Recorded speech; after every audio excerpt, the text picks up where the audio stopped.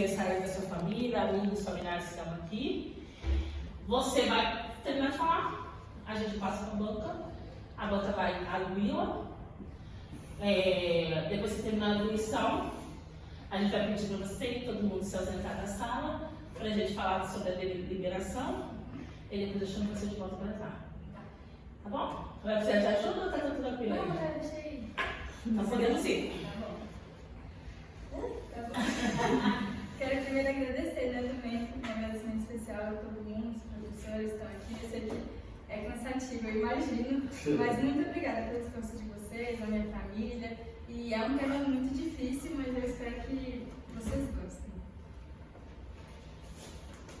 Para começar, chegando assim, em choque, eu coloquei, né, assim, um lado um do outro, o artigo 227 da Constituição Federal e o ranking de exploração sexual de crianças e adolescentes, porque na teoria, né, tem os direitos garantidos das crianças, mas quando a gente olha para o ranking, o Brasil está em segundo lugar.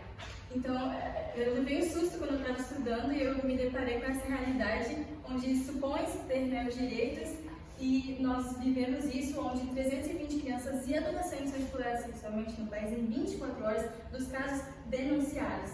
Se a gente fosse contar, né, com os casos que a gente, enfim, que não são, ou que a vítima às vezes nem tem noção do que ela está vivendo, esse número ia ser absurdo.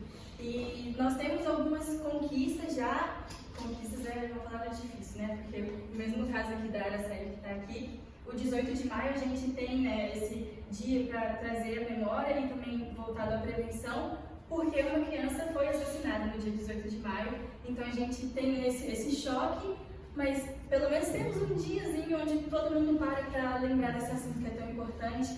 E coloquei aqui também a logo da Infância Protegida, que é uma associação, é uma ONG que é voltada para a prevenção e também auxílio para vítimas, que muito se descobre, né, nesse momento de prevenção. Às vezes até os pais assistem e descobrem que são vítimas. Então, para a gente começar chocando a realidade. É isso que passa. Isso. Bom, eu tive a iniciativa de fazer esse trabalho. Professores que até acompanham um pouquinho das ideias iniciais, eu já sabia que eu queria fazer algo voltado para crianças e a segurança delas, mas inclusive conversando com a Lelê, né, a prima dela, um dia vendo o jornal, perguntou o que é o tráfico infantil, você pode explicar numa linguagem que eu entenda? E eu fiquei, nossa, realmente, né, eu nunca vi alguém explicando dessa maneira para crianças. Eu botei aqui o exemplo de Nárnia porque para mim foi essa representação de não apenas livros para entreter, mas que geraram um desejo por coragem, enfim, por buscas específicas. Então foi uma grande inspiração para mim nessa iniciativa de buscar fazer uma obra que tivesse um propósito maior por trás, tá? Bom, então os objetivos brevemente, né, contextualizar a respeito da realidade do tráfico, a gente já chegou no susto, né? Compreender a atuação da comunicação através da literatura e afunilar até o realismo fantástico, que eu descobri que é muito interessante. Eu vou chegar lá, mas especialmente na atuação do imaginário e entender a jornada do herói como facilitadora para leitores infanto-juvenis. Esses três personagens que eu coloquei aqui vão ser essenciais para a gente entender um pouquinho de cada um, mas bem breve, essas foram as teorias específicas que eu usei, né, que é literatura e comunicação, realismo fantástico e jornada do herói. E eu acho muito interessante que cada um, na sua própria teoria, eles fazem essa rotação entre os próprios temas em si. Bom, começando com literatura e comunicação, a gente sabe que a comunicação está presente em tudo, desde sempre. Mas eu vejo a literatura como uma forma de... Lógico, eu sou autora, então tenho um fundo aí por trás onde eu sou suspeita para falar. Mas eu vejo como uma forma de trazer mensagens que a gente guarda, porque muito da publicidade e da comunicação de maneira geral é aquela coisa assim, rápida. A pessoa vê, daqui 2 segundos ela esquece. Mas eu acredito que a literatura tem esse potencial na comunicação de gerar frutos, né, de serem plantadas sementes. E, inclusive, eu tenho aqui, né, o ato de se comunicar vai muito além de compartilhar uma simples informação. Seja qual for a intenção, tem um propósito por trás, tem todo um planejamento. E aí eu coloquei essa foto fictícia do Bill Gates segurando orgulho e preconceito, porque é uma forma de comunicação muito interessante que une uma personagem da Jane Austen com o Bill Gates, um empresário, a Elizabeth, quando ela vai casar, né? Ela fala, eu só vou casar se eu tiver uma livraria. E o Bill Gates fala, meus filhos vão ter computadores depois que eles tiverem livros, porque senão eles não vão conseguir escrever a história deles. E eu acho isso tão lindo na comunicação, sabe? De poder, igual ele falou, né? Escrever a própria história. E o Frodo tá aqui porque tanto o C.S. Lewis de Narnia, que estava ali, quanto o Tolkien, né? São pessoas que passaram por experiências muito difíceis, né? Eles lutaram na guerra e eles usaram a vivência deles, os traumas, as coisas horríveis que eles, né, conheceram, como formas de passar isso para os livros.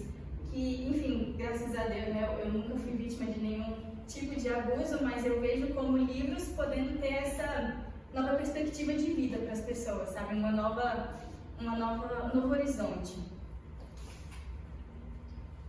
O realismo fantástico, Alice, nossa querida. Eu primeiro coloquei aqui 2 nomes que são conhecidos aqui no Brasil do realismo fantástico. Na verdade, o movimento teve mais um boom maior assim lá fora, aqui não tanto, mas eu achei uma forma de trazer, né, eles aí que foram importantes. E basicamente o realismo, a parte, né, realista, é trazer uma crítica, é sair desse lugar de ainda tudo tão bonito, é trazer um ponto que precisa ser trazido à luz mesmo, né, que eu botei, denunciar temáticas complicadas de maneira lúdica.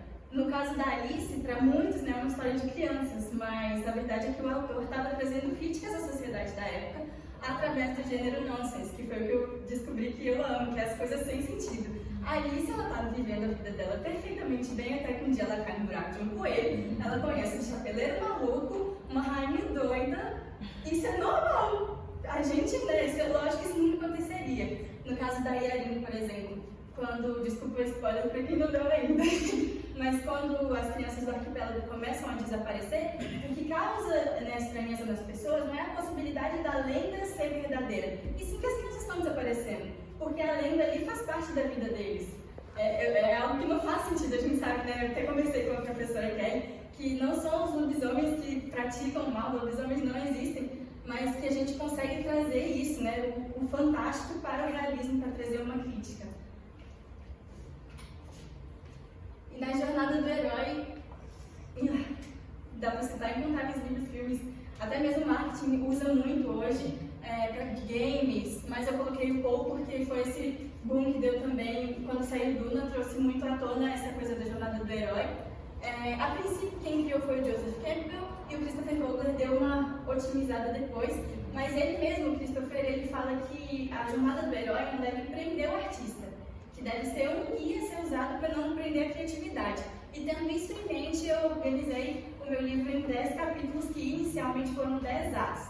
Então a gente vê a jornada do herói, a Yarin, ela tá tranquila, vivendo a vida normal, até que, né, começam a ter os desaparecimentos, a vida dela é sacudida, ela é levada, né, para uma aventura, que tem entre aspas, né, onde ela não queria ir, surge uma proposta para poder ajudar a mãe dela, que tem dificuldades financeiras, que inclusive foi uma crítica voltada para a isca, que se faz muito de tráfico infantil, enfim, de tráfico de pessoas no geral, né, uma proposta de uma vida melhor, e na verdade a gente sabe que não é isso.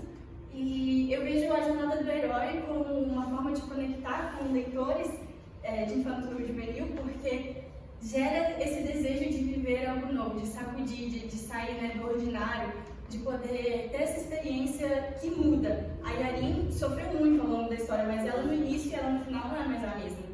E foi um desenvolvimento necessário para a personagem, lógico, que poderia ter vindo de tantas outras maneiras, mas sabemos que a realidade bate e a maioria desses personagens da jornada do herói não querem partir para esses desdobramentos da vida. A metodologia de pesquisa foi muito de leitura, muito mesmo, e o que eu amo. Mas de produção mesmo, eu dividi em pré-produção, produção e pós-produção. A pré-produção, houve primeiro um brainstorming, fui botando um monte de coisa no papel, o que faz sentido, o que não faz, foi cortando. Aí vem a ficha dos personagens, foi tudo planejado também. E a Aline significa aquela que ouve e entende. Adriele significa... Desculpa, Dona significa Deus me ajuda. E Thalita significa menina moça. Eu pensei nos nomes antes de pensar nas personagens. Eu moldei elas com base no nome.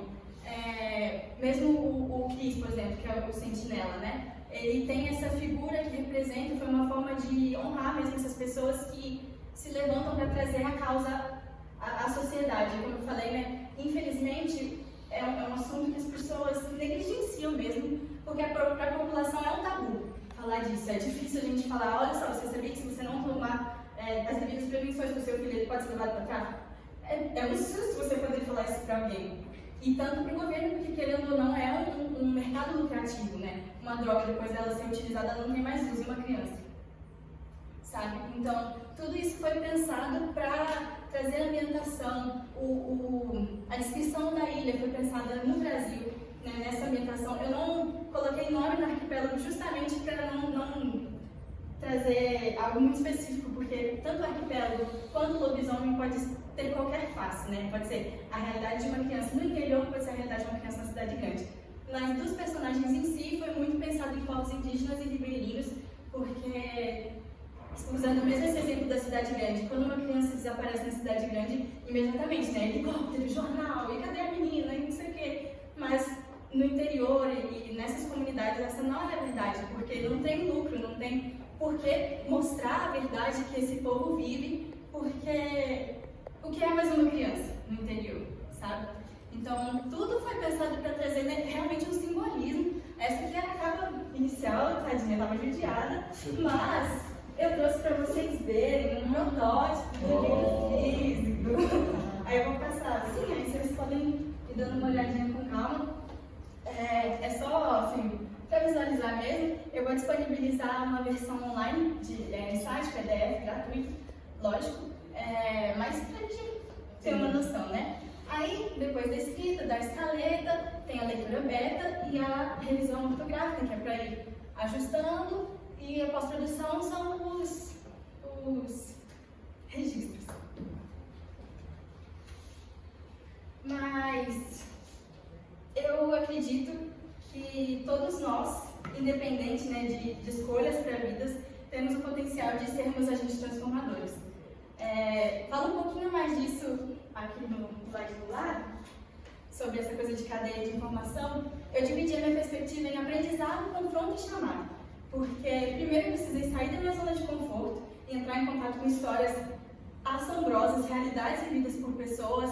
Eu assisti um filme que eu não consegui dormir por uma semana, de tão duro que foi assistir aquele filme. Então, depois de sair da zona de conforto, um senso de responsabilidade e atuação na comunicação. O que eu, como comunicadora, posso fazer diante da realidade do Brasil, sabe? E essa coisa da cadeia de informação, às vezes a gente olha e fica, mas o que eu, uma universitária, tenho para ajudar o mundo, né? A sociedade? O que eu posso fazer? Eu não tenho potencial de gerar uma mudança no Brasil, mas às vezes uma pessoa que você está, né, usando o seu trabalho intencionalmente, no caso aqui para fazer a prevenção, essa pessoa pode frutificar em diversas outras formas de compartilhar essa realidade e da própria prevenção. Às vezes vai ser um sobrinho, às vezes vai ser, enfim, um colega no trabalho, alguém que você chega e fala, você sabia que no Brasil 320 crianças para lá? Então, às vezes vai ser alguém que você vai poder compartilhar essa informação e assim gerar uma cadeia de informação e prevenção.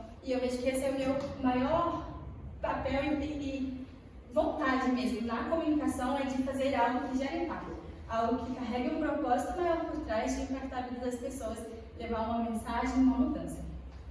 E por fim, para agradecer, deixei uma frase do Chris, nosso querido, e o Luca, que é o alívio cômico do livro. Crianças precisam, crianças todos nós, enfim. Mas que diz, às vezes só o que as pessoas necessitam é de uma janela aberta para lhes dar a vista de um novo dia, uma nova chance. E, infelizmente, a maioria das crianças que passam por isso não recebem uma segunda chance. Como o próprio livro, né? A Yarin, a Adriele, a Thalita e as poucas crianças que foram resgatadas são a minoria. A maioria continua no arquipélago, continua sofrendo, perde a inocência para sempre, vive essa realidade até que o pior aconteça. Mas foi uma forma que eu vi mesmo de ter em mente essas crianças que já sofreram e um cuidado extra com aquelas que podem ser prevenidas. Mas é isso, eu espero que vocês tenham gostado e aguardo aí o feedback de todo mundo. Obrigada, Ana Lúcia.